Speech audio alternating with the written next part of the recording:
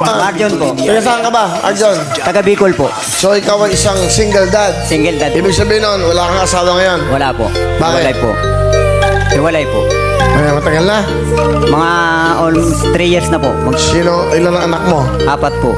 Nasa iyo lahat? Opo. Nasa yung misis mo. Nag-OFW po. Tapos, Ayun. Nakakita ng mga suga po. sinabi niya sa'yo, nandun siya sa abroad, saan? Nasa Taiwan po. O, tapos sinabi niya sa'yo, nahuli mo, nalaman mo, paano? Nung una po kasi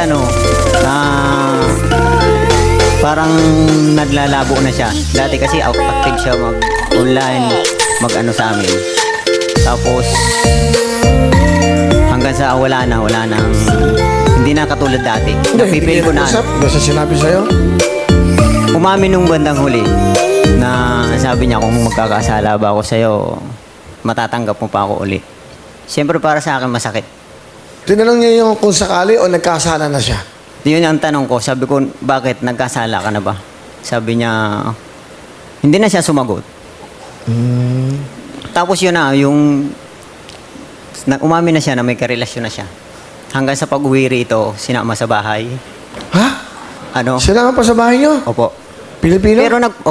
Pero nagpaalam po siya sa akin na baka pwedeng isama ko dyan. Kasi nga, hihiramin daw yung bunso namin.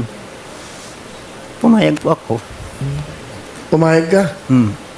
Para sa mga bata, gusto nila makita eh. Gusto nila makita yung anak ko. Pumayag ka? Wala naman akong magawa. Kasi talagang kahit ano bang sabihin ko, ayaw niya na eh. Pumayag na lang po ako. So nakita mo yung lalaki? Opo, pinapasok ko po sa bahay. Sabi ko, pumasok siya. Kasi hindi po siya pumapasok eh. Tapos yung pinakilala po sa anak ko, masakit. Kasi nakakapanghinayang. Almost 16 years po kaming nagsama. Nandahil dun sa pangarap namin. Bakit mo siya pinayagan kasi mag-abroad? Na dapat ikaw na lang ang umalis para yung mga anak mo may kalinga na isang ina. Ayaw ko nga rin sana nung una dahil may trabaho naman kami pares dito. Bakit rason niya ba't umalis siya? Siguro dahil nagtrabaho sa sa isang nagkaayaan sila.